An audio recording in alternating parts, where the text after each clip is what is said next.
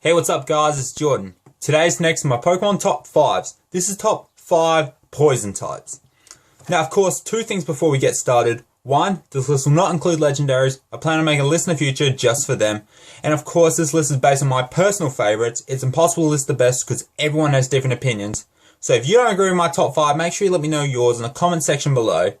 And of course, make sure you hit that like button because you know your support is greatly appreciated. And if you're new to the channel, definitely hit that subscribe button. So let's move on to our countdown. This is top 5 poison types. Coming in the number 5 spot, we've got Seviper. Now, Seviper, being a Gen 3 Pokemon, was one I was instantly gonna like anyway, because I love pretty much all Gen 3 Pokemon. And Seviper, which is awesome, like, I love Snake Pokemon, I loved Arbok, and then you had Seviper, which I loved even more. I think I said this with Zangoose, I love its rivalry with Seviper. So, yeah, the opposite way, I love Seviper's rivalry with Zangoose. It's just, they both got their signature moves. Zangoose had Crushed Claw and Seviper has Poison Tail. Seviper is just a really cool, intimidating Pokemon. It's so intimidating that even one of the Battle Frontier brains, Pike Queen Lucy, her signature Pokemon is Seviper. I remember in the anime when Jess from Team Rocket got Seviper because she didn't have Arbok anymore, so you knew she was going to get a new Pokemon. Definitely it was going to be a snake Pokemon. So what other snake Pokemon is there? They were in hell and it had to be a Seviper. It was just a perfect Pokemon for her, and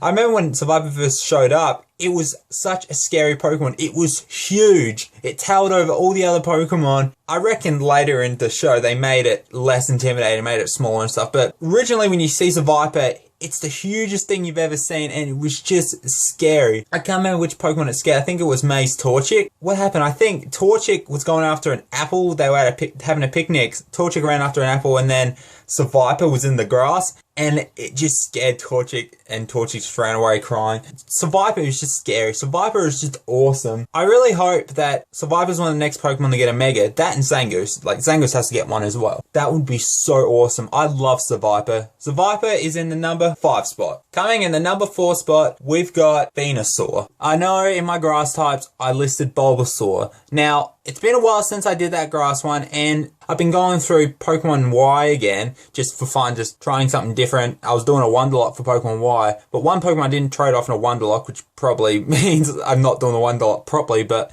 when I got to Lumiose and you get your Kanto starter, I had this idea, I want to get a Bulbasaur. Like I said in my grass types, I don't use Venusaur that much, and Venusaur is always my least favourite out of the Kanto starters. Can you blame me? Blastoise and Charizard, they're just awesome. But Venusaur, like, yeah, it was one I wasn't always into. Like, it was always a good Pokemon, I knew that, but I just never used it a whole lot. And I thought, since Mega Venusaur had come out, I really haven't used Venusaur at all. So I thought, why not? So when I did the Wonderlock, I kind of cheated and, yeah, kept the Bulbasaur. But I had the plan from the start of the Wonderlock that I was going to keep the Bulbasaur. And yeah, I've leveled it up. It's Venusaur now. I haven't finished the Wonderlock yet because I've got so many games I'm playing and it's just, yeah, it's taking me forever. But I'm just about done. And yeah, Venusaur hasn't died yet. Venusaur is awesome. And yeah, Mega Venusaur is insane. I understand now so much more why Venusaur is just awesome, why everyone loves Venusaur. Don't get me wrong, I still love Blastoise and Charizard. They're my favourites. Mostly Charizard.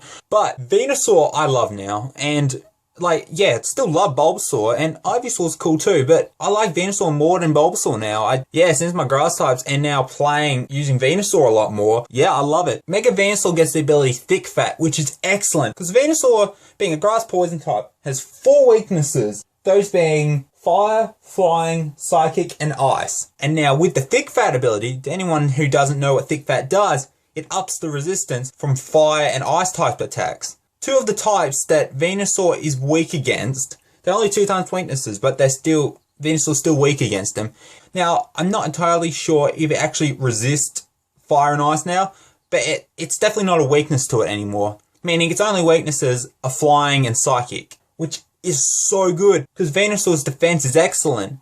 Venusaur has an amazing moveset. I didn't realize. It's funny, you're gonna probably laugh at me for this, but when I was only playing like the other day, it got to level 50, it learned Petal Blizzard. I didn't even know of the move Petal Blizzard. I seriously had no idea. I'd probably seen the name somewhere, but I completely forgot, because it's not a common move I see. I don't know, that's a signature move to Venusaur, I'm guessing, because I rarely see it. When it says Gigasaur, which is why I named Venusaur, when Gigasaur got level 50 and was trying to learn Petal Blizzard, I was like, what? it's quite a good move. I definitely taught it to Venusaur. Yeah, love Venusaur so much more than I did a few months ago now. It's just still not my favorite Kanto starter, but it's just still an awesome Pokemon. Venusaur is in the number 4 spot. In the number 3 spot, we've got Crobat. I don't know if I've mentioned Crobat in any of my top 5s before, because the only other one would have been, Flying type. And I'm not entirely sure Crobat was in it, which, looking back, I'm thinking, why? But I do like a lot of flying types, and it was hard. I think I had considered putting Crobat in top 5 flying, but I don't think it ended up getting in the list. But I'd love Crobat so much. Crobat is just an awesome Pokemon. Love its typing. I love its design. I was rewatching the episode recently where Brock's Golbat evolves in the Crobat, and it's trying to catch Team Rocket's balloon, and then once it evolves in the Crobat, it just speeds up, and it was just awesome. Crobat is just awesome. Like, Zubat and Golbat always annoyed me, kind of like, you know about Zubats, you know why they're annoying. But just like what I was saying about Scyther and Scizor, they completely changed the design when they evolved Golbat. Like, I mean, there wasn't really much more you could do to Golbat's design, but when they evolved it, it just looked so much more awesome. And the way of evolving it wasn't too bad either. You just level it up with friendship. And so you use Golbat enough, eventually it will evolve. I've used Golbat in a few of my games, and it's just an awesome Pokemon. It's always my flyer Pokemon that I need. Golbat is just fast, it's awesome. In my recent game I played, I called it a Nightwing. That's the name I usually give the Crobat. Which you'd think, why call it Nightwing when you could just call it Batman? I just like Nightwing, so I thought Nightwing was a cool name for Crobat. Crobat's just a sick Pokemon. It's just fast, awesome, great attacks, great dual typing. It's just a really good Pokemon, and I always love Crobat. Crobat is in the number 3 spot. Coming in the number 2 spot, we've got Gengar. Now, I mentioned Gengar in my top 5 ghost Pokemon. Gengar is the cheekiest bastard ever. He is so awesome. He's just a mischievous, awesome dual-typed monster. It's King Nappy's mascot. It's just an awesome Pokemon. I love its attacks. It's just got an amazing variety of attacks. Its dual typing of Ghost and Poison is excellent. It gets a Mega. It's got so much going for it. Like I said with another Pokemon, I can't remember which one, I said they made this Pokemon knowing it was going to be a fan favorite. I think it might have been Scizor that I said that. But Gengar was one of those Pokemon, I bet. Just off the top of my head, Gengar was Gengar and its evolution line were the only ghost Pokemon in Gen 1. That was going to be a Pokemon that people would be instantly drawn to because it was such a unique Pokemon, and they made Gengar so awesome. You know how much I love Gengar. It's my number 1 ghost-type Pokemon. There's not much more to say about it. Gengar has always been an awesome Pokemon. Gengar is easily one of my favourite Pokemon. Gengar is in the number 2 spot. Coming in the number 1 spot, we've got Nidoking. I don't have many words that can say how much I love Nidoking. Nidoking's always been one of my favourite Pokemon. I was recently using it in my Pokemon Y, not the one that I've been using Venusaur in my Wonderlock that I was talking about, but the first time I played Pokemon Y, I can't remember if I got Nidoran, Nidorino. It might have been Nidorino.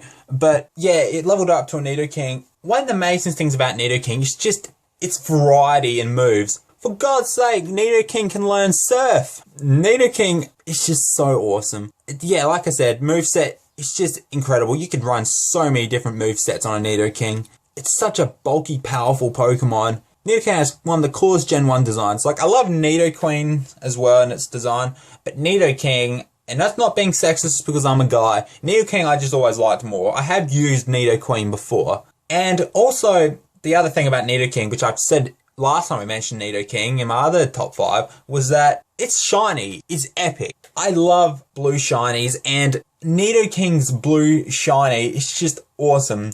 And I remember saying in my top 5, Nidoking's evolution line is blue shinies because it's what the females was.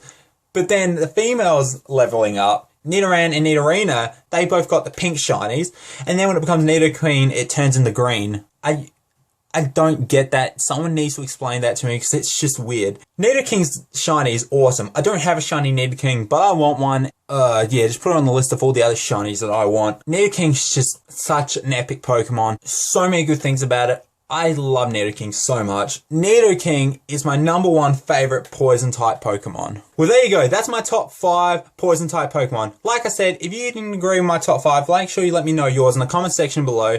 Make sure you hit that like button, and if you're new to the channel, hit that subscribe button. Thanks for watching, guys, and I'll see you in my next video.